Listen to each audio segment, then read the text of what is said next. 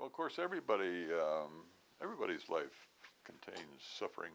At least everybody who's got to be my age has undergone suffering in their lives at one time or another.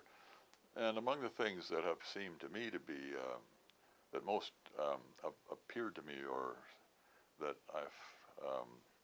showed evil to me in its hideous face. I mean, I think the most important one was the Holocaust. I was 9 years old when the Second World War started. It gradually started coming out what had been going on about how the Nazis, even though Germany was some people said, the most cultured country in Europe and in the whole world, leading the world in music and in science and in literature and so on, here they were doing this absolutely appalling sort of attempting to destroy a whole race of people, and in very cruel and astonishingly miserable, nasty, mean ways. That struck me. That was one of the first things that struck me, with the sheer depth that the world, depth of evil that the world does in fact contain. But of course, there's lots of other evil. I mean, our lives are full of suffering of one kind or another. People mistreating each other and so on.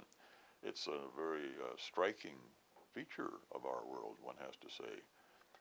And when I first started thinking about this, then I started reading about it, thinking about it, studying it, and in those days, the main argument that people brought against Christian belief from evil was that there was a contradiction there, just a straightforward contradiction. It's just not logically possible that there be both God and evil.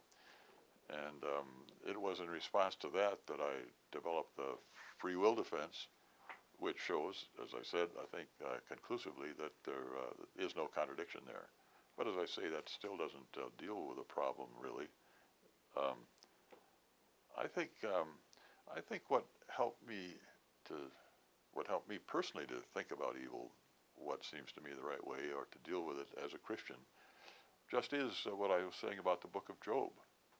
The book of Job shows us that we don't have to know why God permits it in order to rest easy in the thought that God is a being of such a kind that if he does permit evil, he's got a good reason. We don't know what the reason is, can't figure it out.